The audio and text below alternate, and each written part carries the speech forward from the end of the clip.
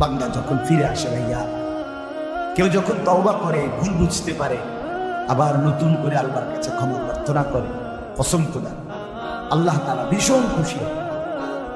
হাদিসে আছে আল্লাহর কোন বান্দা যখন তওবা করে, আল্লাহ তখন ফেরেশতাদেরকে বলে, আমার ফেরেশতারা সাত আসমান আর জান্নাত সাজিয়ে দাও। ফেরেশতারা জান্নাত সাজায়, আসমান সাজায়। ফেরেশতারা ডেকে বলে, রব্বুল আলামিন কি হলো যে কারণে আসমান সাজাইলেন, জান্নাত সাজাইলেন? রব্বুল আলামিন তখন বলে, আসবাহাল আবদু মাওলাহু, এক ভেগে যাওয়া গোলাম আজকে তার মনিবের সাথে সম্পর্ক ঠিক করে। আল্লাহ বলে, আমার এক গোলাম আমার থেকে ভেগে গেছিল রে, অনেকদিন ওই আমার সিজদা দেয় নাই, আজকে দিছে। অনেকদিন সে আমার ডাকে নাই, আমি খুব কষ্ট পাচ্ছিলাম। আমার বান্দা আমার হাতে গড়া, আমার দেওয়া নাক চোখ কান, আমার দেওয়া জবান, আমার দেওয়া জিহ্বা, আমার গড়া বান্দা আমার ভুলে আমার থেকে ছুটে গেছে। আজ আমার সেই ভেগে যাওয়া বান্দা আমার কাছে ফিরে আসছে। লাল্লাহু আশাদ্দু ফারহান বিতাওবাতি আবদি। নবী সাল্লাল্লাহু আলাইহি ওয়াসাল্লাম বলেন, আল্লাহ তাআলা ভীষণ খুশি হয় বান্দা যখন তওবা করে। এজন্য যুবক ফিরে আসে, নওজোয়ান ফিরে আসে, নিজের ক্ষতি করো। আমি প্রত্যেকদিন বলি, তুমি মরে গেলে পৃথিবীর কিচ্ছু আর, এই বন্ধুরা ধোকা ধোকা, একটা ফোলা ফাইল তুমি মূল্যে খানা বন্ধ করতে হবে, কসম খোদা তুমি লেখা। তোমার একটা ফ্রেন্ড এক লগে যদি বইয়ে বইয়ে বিড়ি খায়, তোমার লগে গাঁজা খায়, ফুটটা খায়, বাবা খায়, মদ খোর, গাঁজা খোর, একসাথে বইয়ে উলঙ্গ ছবি দেখো, ওই জানোয়ারের জিজ্ঞেস করো বলে, আমি মরলে আমার ঠ্যাংটা ভাঙলে তুই এক বেলা খানা বন্ধ রাখবি। কথা বুঝলি? ধোকা ধোকা, এগুলো ধোকা। আর কেউ থাকবে না। আরে আপন বাপ মরলে যে সন্তানরা দিনের বেলা দাফন কাফন করছে, তারা কি সেই সন্তানরা, আপন সন্তানরা রাতের বেলা ভাত খায় না? কথা বলেন না কেন? পাশের ঘর থেকে খানা রান্দাই আরো বেশি খায়, আরো একটু বুঝত লাও, যেই কান্দাটা তুমি কাঁদছ কি ভাইয়া, তাইলে তাহলে আপন বাপ, তারপরেও তো সন্তান খানা তোমার লেগে কাঁদবে। এই জন্য পৃথিবী আমাদের কারো জন্য থামবে না ভাই, থামবে না। সামনের গাড়ি অ্যাক্সিডেন্ট করে, পেছনের গাড়ি অপেক্ষা করে, পাশ কাইটা কাইটা চলে যায়, জ্যাম বাজ্য গেলে আরো শিক্ষার শুরু করে। আরে লোক মরে গেছে, আরে মারলে মারুক বেটা, রাস্তা ক্লিয়ার করতে কম। ঠিক কিনা বলেন না কেন?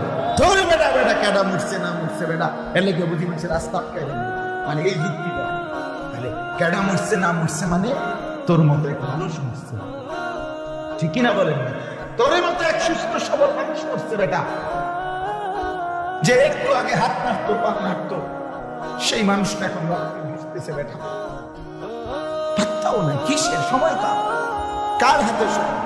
সবাই মেশিনের মতো, যন্ত্রের মতো দৌড়ে রাস্তায়, দেখেন না সিএনজি অটো কি করে সবাই, কারো হাতে সময়, ঠিক কিনা বলুন?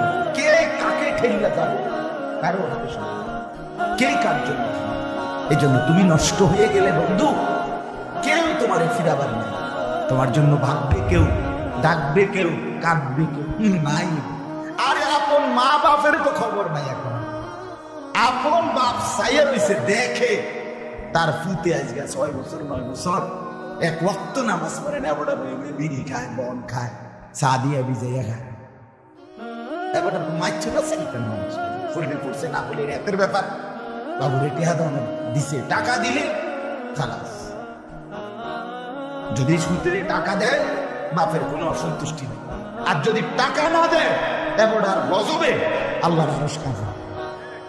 ফুতের উপরে লানত দিতে দিতে, অভিশাপ দিতে দিতে শেষ, কারণ টাকা দেয় না, টাকা দেয় না। পুরো গ্রাম হাইটা হাইটা তখন মানুষের কাছে বদনাম, এই ফুলাগারে মানুষ করছি আমি, এই ফুলার লাগে জীবন যৌবন শেষ করছি, 12 লাখ টাকা সুদে লইয়া তারে আমি নিজে বিদেশ পাঠাইছি। কত বড় নেয়ামতের কথা। বেশরম মানুষ সুদের টাকা লই আবার মানুষের দ্বারা করে এত বড় হারাম কইরা আবার কইতেছ হ্যাঁ 12 লাখ টাকা দিয়ে আমি দেশ ফাড়াইছি আমি কিস্তি লইছি আমি সুদে লইছি আমি আর অংশ লাগা একটা টাকা দেয় না তার মানে সম্পর্কটা হয়ে গেছে এখন টাকা পয়সা যুক্ত আখিরাত কোথায় আখিরাত কোথায় আমার মা বলছিলেন আজীবন আমার আব্বা বলতেন আলহামদুলিল্লাহ আমার আব্বা আমরা 5 ভাই মাদ্রাসায় পড়ছি 5 ভাই আলেম হয়েছে আব্বা আজীবন বলতেন আমার স্বপ্ন আমার ছেলেরা 5 জন আলেম হবে আমার কবরের পাশে চারদিকে আমার ছেলেরা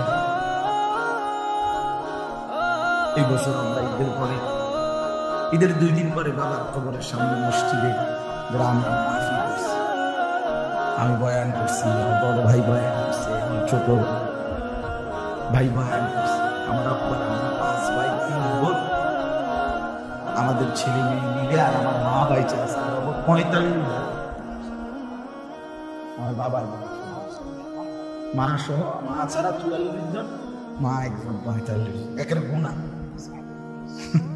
45 আলহামদুলিল্লাহ একেবারে 45 জনের ছোট বাচ্চাটাও একবারে 2.5 বছরের বাচ্চাটাও আলহামদুলিল্লাহ আল্লাহর নাম বলতে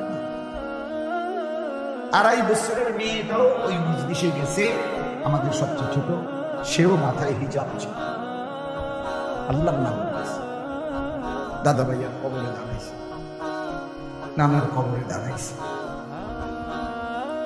এই জন্য বললাম মা বাপদেরকে অনুরোধ করি সন্তানের প্রতি কদর সবাই মিলে ফিকির করে দেখে না তর্জমাটা শুনে তাইলে কথা শেষ আল্লাহ বলেন 25 নম্বর পারা কোরআন কারীমের 43 নম্বর সূরাটা এই সূরার 7টা আয়াত ব্যাখ্যা লাগবে না শুধু তর্জমা শুনে তাইলে বুঝবে আল্লাহ বলেন 74 নম্বর আয়াত থেকে পড়ছি ইন্নাল মুজরিমিনা ফি আযাবি জাহান্নাম খালিদুন আল্লাহ তাআলা বলেন নিশ্চয়ই পাপীরা জাহান্নামের আযাবে চিরস্থায়ী থাকবে ইন্নাল মুজরিমিনা ফি আযাবি জাহান্নাম খালিদুন নিশ্চয়ই পাপীরা জাহান্নামের আযাবে চিরস্থায়ী থাকবে কতদিন এবার আল্লাহ আবার ব্যাখ্যা করে বলে বান্দা বুঝেছো লা ইউফাত্তারু আনহুম 1 সেকেন্ডের জন্য বিরতি দেওয়া হবে না জাহান্নামী চিৎকার করে বলবে মাওলা আমারে মৃত্যু দিয়ে দেন আল্লাহ বলবে না জাহান্নামী বলবে আল্লাহ একটু সময়ের বিরতি দেন 10টা মিনিটের বিরতি দেন মাওলা 24 ঘন্টার আগুন আমারে 10টা মিনিট একটু আলগা থাকতে দেন আমি যে আর পারছি না মাওলা এতটা ভীষণ আযাব আমি যে আর সইতে পারছি না মাওলা আর পারছি না লা ইউফাত্তারু আনহুম আল্লাহ বলে 1 সেকেন্ডের জন্য জাহান্নামের আযাব আগুন বিরতি দেয়া হবে না নাকি না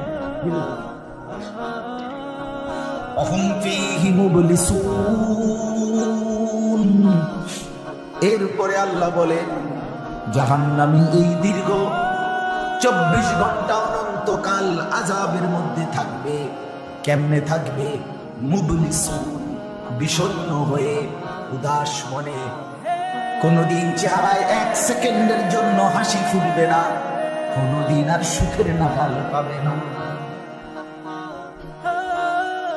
আজ তো বন্ধু রাত কেটে ভোর হয় ভোর গিয়ে রাত হয় অন্ধকার আলো হয় আলো অন্ধকার হয় যে হাসে সে কাঁদেও যে কাঁদে আবার সে হাসেও ঠিক না কিন্তু রব্বুল আলামিন বলেন অহুম ফীহি মুবলিসুন জাহান্নামীর মন জাহান্নামীর চেহারা বিষণ্ণ উদাস সব সময় হাসিবিহীন থাকবে কোন সেকেন্ড হাসতেই পারবে না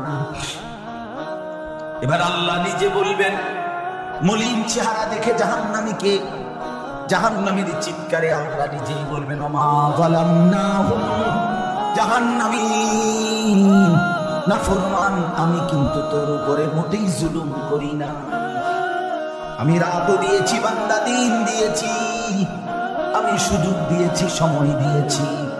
8টা বাজে এশার আজান হয়েছে, এখন বাজতেছে রাতের 11:30। তাইলে আমি কিন্তু হায়াত 3.5 ঘন্টা তো দিয়েছি। আর তার এশার নামাজ পড়তে তো 3.5 ঘন্টা সময় লাগে না? লাগে। আমি তো ফজরের ওয়াক্ত আসার পরে ওয়াক্ত শেষ হওয়া পর্যন্ত প্রায় 1.5 ঘন্টা সময় দিছি। 4 রাকাত নামাজ পড়তে তো 1.5 ঘন্টা লাগে না। আমি তো জোহরের আজান হওয়ার পরে জোহরের ওয়াক্ত প্রায় 2.5 ঘন্টা, 2 ঘন্টা তো দিয়েছি। জোহরের নামাজ পড়তে তো বান্দা 2.5 ঘন্টা লাগতো না। হ্যাঁ, আসরের নামাজ 4 রাকাত নামাজ পড়তে তো 1.5 ঘন্টা লাগে না। তাহলে বলো না বান্দা, আমি কি কোনো জুলুম করেছি কিনা বলো? মা যালামনাহুম, আমি বান্দা নাফরমান, আমি কিন্তু তোমাদের উপরে, তাদের উপরে জুলুম করি নাই। ওয়ালাকিন কানু হুমুজ যালিমিন। আল্লাহ বলে বরং নাফরমান জাহান্নামী, তুই নিজেই নিজের উপরে জুলুম করেছিস। তুই আমার রাতকে গান বাদ্য আর সিনেমার নর্তকীর নাচ গান আর উলঙ্গ ছবিতে শেষ করে দিয়েছিস। তুই আমার দিনকে গুনাহ, সুদ, ঘুষ আর অবৈধ উপার্জনের পিছনে শেষ করে দিয়েছিস। নিজেই জুলুম। এবার শুনেন, এবার আল্লাহ তাআলা বলে জাহান্নামী, এবার শুনেন আল্লাহ যখন এটা বলবে, জাহান্নামী এই ভীষণ আযাবে একটা বিরতি নাই। এবার জাহান্নামের ফেরেশতাকে ডাকে। জাহান্নামের দায়িত্ব প্রধান যে ফেরেশতা, ওনার নাম কি? মালিক ফেরেশতা। এই কোরআনের নাম নাই। জাহান্নামী বলবে ওয়ানাদাউ ইয়া মালিক লিয়াকদি আলাইনা রাব্বুক। আল্লাহ বলে জাহান্নামীরা, জাহান্নামের ফেরেশতা মালিককে ডাক দিবে, ইয়া মালিক, হে মালিক শোনো না, ফেরেশতা একটু শোনো না। লিয়াকদি আলাইনা রাব্বুক, ফেরেশতাকে বলবে, ফেরেশতা তোমার রব, তোমার আল্লাহকে একটু বলো না এমন কষ্টের আযাব না দিয়ে আমারে চিরতরে একবারে শেষ করে দিতে, আমি যে আর পারছি না। লিয়াকদি আলাইনা রাব্বুক, বলো না ফেরেশতা, তোমার মাওলাকে বলো না, তোমার রবকে বলো না আমারে একদম শেষ করে দিতে, আমারে মৃত্যু দিয়ে দিতে, আমি যে আর পারছি না। কেমনে সইব এত গরম, কেমনে সইব এত আযাব? ফেরেশতা তখন বলবে ক্বালা ইন্নাকুম মাকিফুন। ফেরেশতা বলবে না নাফরমান পাপী, এই জাহান্নামী তোকে অপেক্ষা করতে হবে, মৃত্যু হবে না। আল্লাহ বলবেন লাকাদ জিনাকুম বিল হক, আমি তো বান্দা সত্যের বাণী, সঠিক বাণী বারবার তোমার কাছে নিয়ে এসেছিলাম। একবার বেলায়েতুল্লাহ বলছে, একবার আনিসুর রহমান বলছে, বারবার বারবার বারবার আমার কত বান্দা দিয়ে, কত ইমাম, কত খতিব, কত আলেম, কত বুজুর্গ দিয়ে আমি তো সত্যের বাণী, কোরআনের বাণী, এই জাহান্নামের কথা বারবার তোর কাছে বলাইছিলাম বান্দা। ওয়ালাকিন্না আকসারাকুম লিল হাক্কি কারিহুন, কিন্তু তোমরা তো অধিকাংশই আমার সত্যের আহ্বান, আমার কোরআনের আহ্বানকে অপছন্দ করেছ। এত